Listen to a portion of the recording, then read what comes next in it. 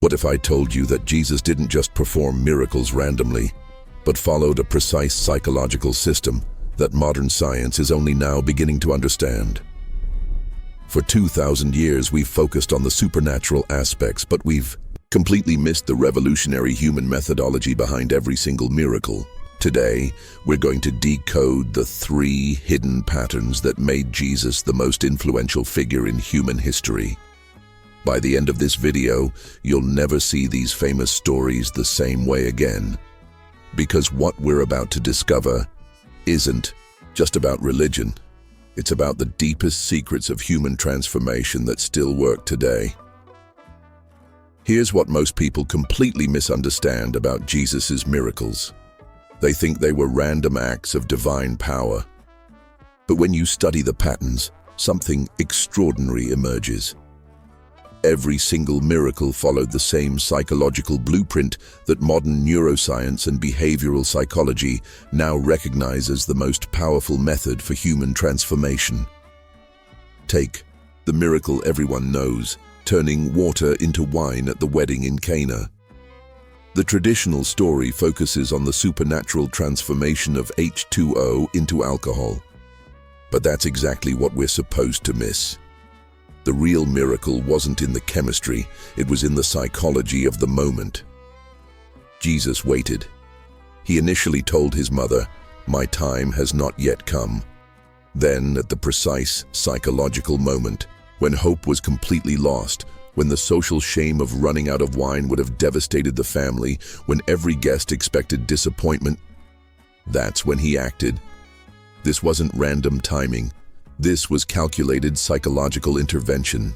At the moment of maximum emotional vulnerability, modern crisis intervention specialists use this exact same principle. The moment when someone's existing reality completely breaks down is when they become most open to transformation. But here's what's truly mind-blowing. Jesus didn't just do this once.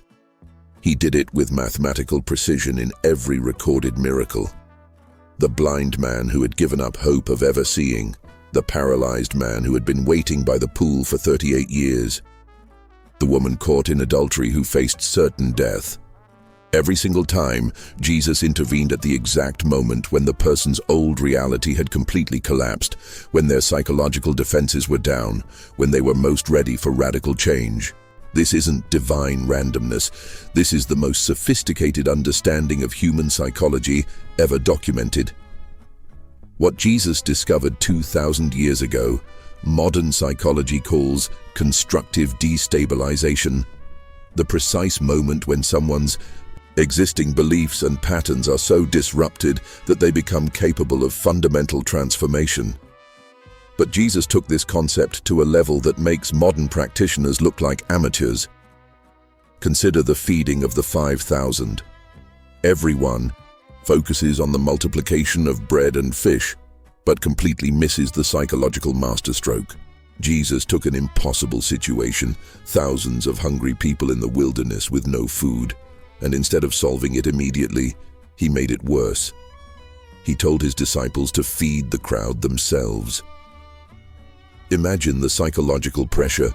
You're responsible for feeding 5,000 people with 5 loaves and 2 fish.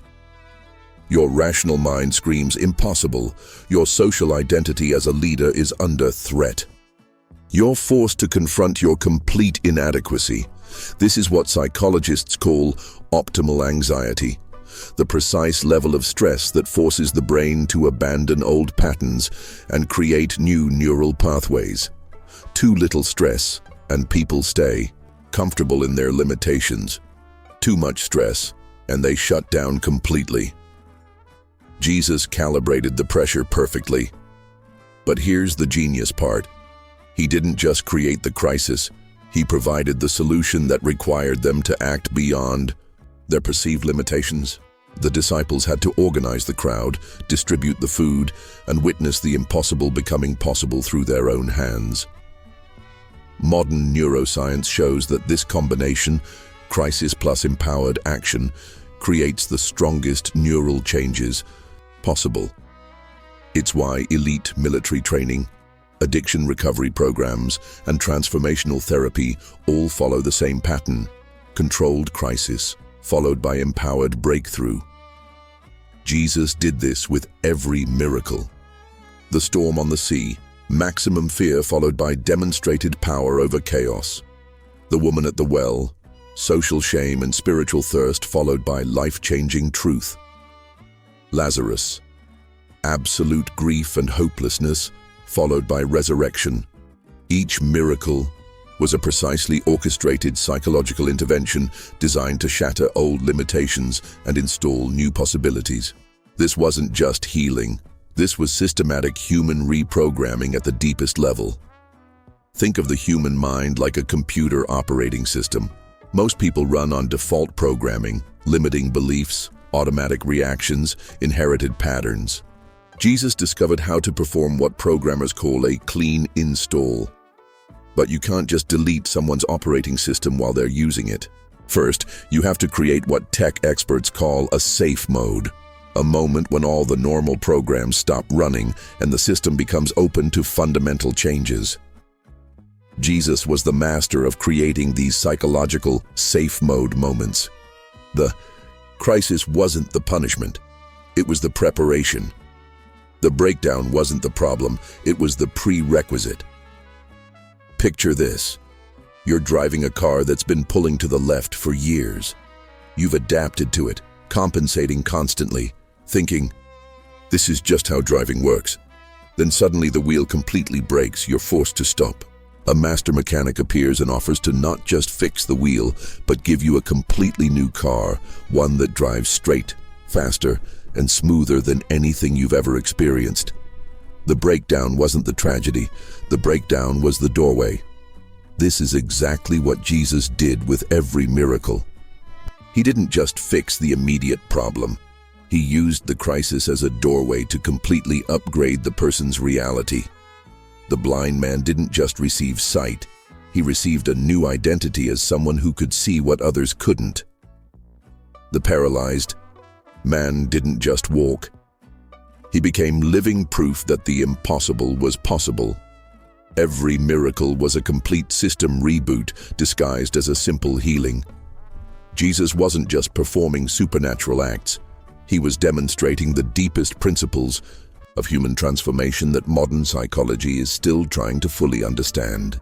If this is exploding your head, leave your like so more people can discover these hidden truths. But wait, because the second case is even more shocking. But there's a second pattern even more revolutionary than the timing of the miracles. Jesus didn't just intervene at moments of crisis. He specifically chose people that society had written off as hopeless. And this wasn't compassion. This was strategic genius. Every society has its untouchables, people so far outside the system that helping them would damage your reputation, cost you social capital, and make you an outcast yourself. In Jesus' time, these were lepers, tax collectors, prostitutes, and foreigners. Today, they might be addicts, ex-convicts, or the homeless. Here's what's brilliant. Jesus deliberately sought out these people because they had something the socially acceptable people didn't. Nothing left to lose. When you have nothing left to lose, you become capable of transformations that are impossible for people still protecting their image, their status, their comfortable limitations. The respectable people were trapped by their respectability. The outcasts were free to become something entirely new. Consider the woman caught in adultery. She was literally seconds away from being stoned to death. Her old life was completely over. Her reputation, her social connections, her very identity, all gone. This wasn't a tragic situation. This was the perfect launching pad for total transformation. Or the tax collector Zacchaeus, so hated that he had to climb a tree just to see Jesus without being attacked by the crowd. His isolation had become his liberation. He could change completely. Without losing anything that mattered, Jesus didn't choose these people despite their brokenness, he chose them because of it. Their rock bottom had become their launching pad. Their social death had prepared them for spiritual rebirth. But here's the truly mind-bending part. By transforming the untouchables, Jesus wasn't just helping individuals, he was systematically undermining the entire social order. Every transformed outcast became living proof that the system's judgments were wrong, that society's outcasts might be closer to truth than society's leaders. What Jesus understood that modern psychology is rediscovering is called positive deviance. The idea that breakthrough solutions often come from the margins, not the center. The people society rejects often possess insights and capabilities that the mainstream completely misses. But Jesus took this concept further than anyone before or since. He didn't just help individuals from the margins, he used them to revolutionize the entire system. Take the Samaritan woman at the well. She was a triple outcast. Wrong ethnicity, wrong gender for public discourse, and wrong moral status. Any respectable teacher would have avoided her completely. Jesus made her his first international evangelist. Why? Because her outsider status was her superpower. She had nothing to protect, no reputation to maintain, no religious establishment to satisfy.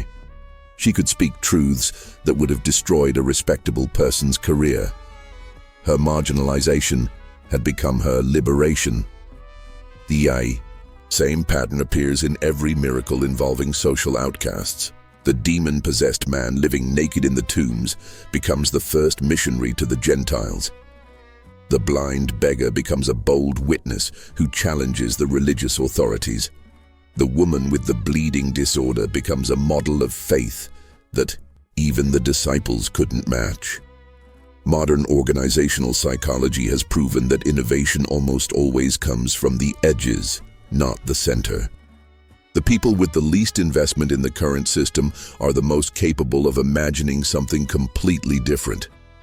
Jesus weaponized this principle. Every transformed outcast became a walking advertisement for a new kind of kingdom, one where the lost were first, where society's rejects became its teachers, where the very people the system had failed became proof that the system needed to change. But here's the genius. He didn't just randomly help outcasts. He strategically chose the ones whose transformations would have maximum social impact. A healed leper couldn't hide their change. Everyone knew they had been untouchable. A reformed tax collector couldn't quietly return to their old life. Their transformation was public proof of impossible change. Each miracle was both personal transformation and social revolution, disguised as simple compassion. Imagine society as a massive cruise ship. Everyone on the upper decks thinks they're living the good life, but they're actually trapped by the ship's limitations. They can only go where the captain decides, eat what the chef provides, do what the entertainment director programs. But there are people overboard, thrown from the ship for various reasons, struggling in the water. Society sees them as lost, as failures, as proof of what happens when you don't follow the rules. Jesus was like a master shipbuilder who realized something revolutionary. The people in the water were the only ones free to board a completely different vessel. The people on the cruise ship were too comfortable to leave, too invested in their current position to risk everything for something better. So he built lifeboats for the people overboard. But these weren't just rescue boats. They were prototypes for a completely new kind of ship. Faster, freer, capable of going places the cruise ship could never reach. Every person he pulled from the water became crew for this new vessel. Every outcast he transformed became proof that the old ship's limitations weren't permanent. Every miracle was both a rescue operation and a recruitment strategy. The people on the cruise ship started to notice. Some jumped overboard voluntarily, choosing the uncertainty of the water over the certainty of limitation. Others threw lifelines to their friends, becoming part of the rescue operation themselves. This is the hidden genius of choosing the outcasts. They became the early adopters of a completely new way of living. Their transformations weren't just personal victories, They were product demonstrations for a new kind of human possibility. The outcasts weren't the beneficiaries of the revolution. They were the revolutionaries. And subscribe now, because the third case that comes next will completely change your perspective on human nature. But the most mind-blowing pattern of all isn't about timing or choosing outcasts. It's about something so psychologically sophisticated that it took modern science 2,000 years to understand it. Jesus didn't just heal people. He systematically transferred his own psychological operating system to others. Every miracle contained a hidden teaching mechanism that implanted new mental software into the recipients. They didn't just receive healing, they received the ability to heal. They didn't just get solved problems, they got problem-solving capabilities. Look at what happened after every major miracle. The people didn't just return to their normal lives with their problems fixed. They became different types of people entirely. The blind man started teaching others about vision. The healed paralytic began helping other disabled people. The woman at the well became an evangelist who converted her entire city. This isn't normal healing. This is consciousness transfer. Consider the most famous example: Peter walking on water. Everyone focuses on the supernatural aspect, a human being defying gravity, but completely miss the psychological transfer happening in real time. Jesus didn't just demonstrate an impossible ability, he systematically downloaded that ability into Peter's mind. "Come," he said, "not watch me do this, but you do this." Peter took the first step on solid water. For that moment, he had Jesus's operating system running in his own mind.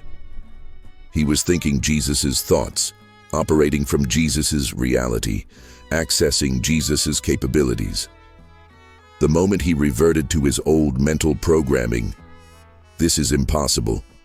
Water can't hold me," he began to sink. But the fact that he walked at all proved that the transfer was real. This same pattern appears in every miracle where Jesus involved others. The disciples multiplying food, healing the sick, casting out demons. Each time, they were temporarily running Jesus's psychological software. But here's what's truly revolutionary. Jesus wasn't keeping this system to himself. He was systematically teaching others to think like him, see like him, and operate like him. Every miracle was both a demonstration and a training session. What Jesus created was the first recorded case of what modern psychology calls accelerated expertise transfer. The ability to rapidly download complex skills and mindsets from a master to a student. But he took it to a level that makes modern training programs look primitive. Traditional learning is slow and gradual. You study theory, practice basics, make mistakes, gradually improve. Jesus bypassed this entire process through what neuroscientists now understand as mirror neuron activation combined with elevated emotional states. When someone is in a heightened emotional state, crisis, awe, desperation, their brain becomes hyperplastic, capable of forming new neural connections at impossible speeds.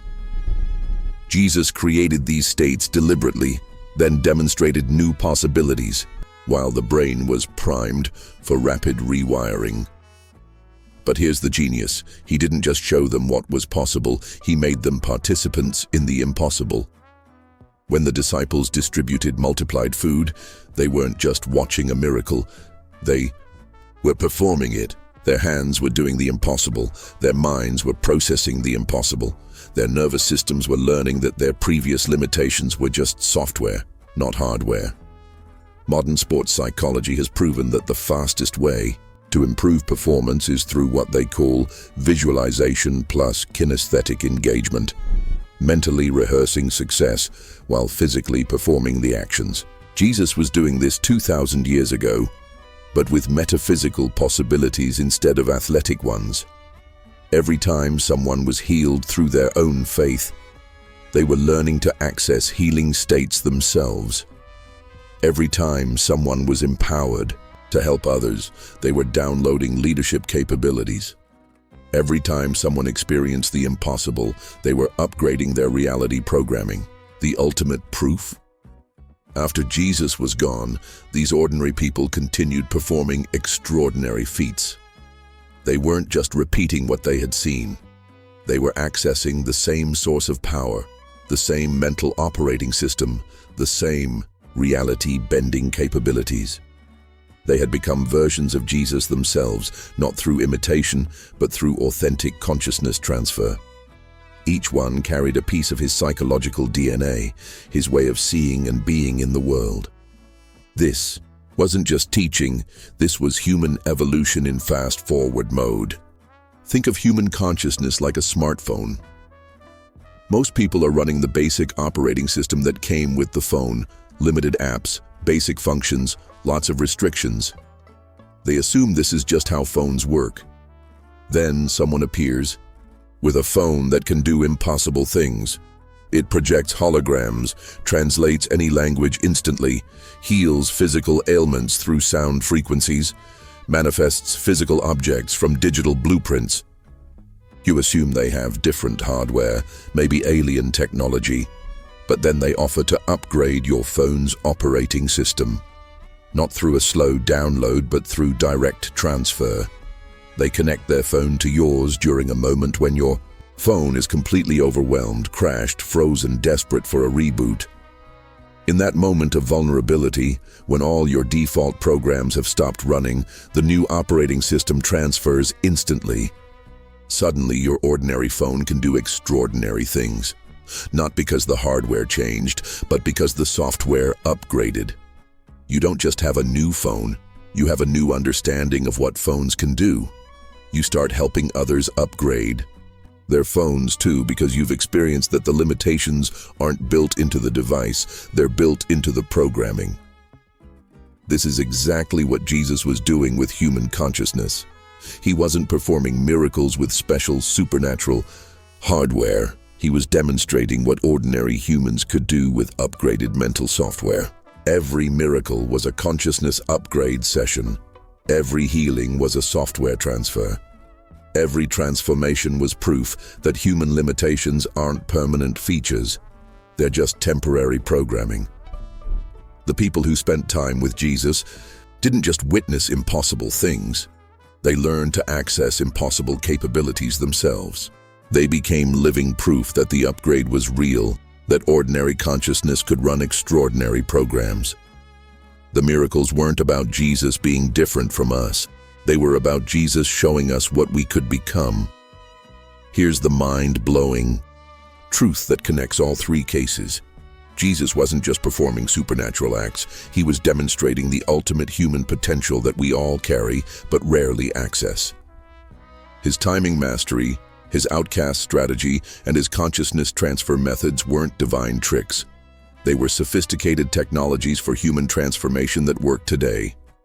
If these three cases exploded your mind, smash the like button and subscribe to not miss our next mysteries. Tell us in the comments, which of these revelations surprised you most? Hit the bell so the algorithm doesn't lie to you. And if you know someone who needs to see this, share it, because these truths need to be known. Until next time, keep questioning everything. This analysis is speculative and based on historical accounts and public records, not clinical diagnosis. This content is for educational and entertainment purposes.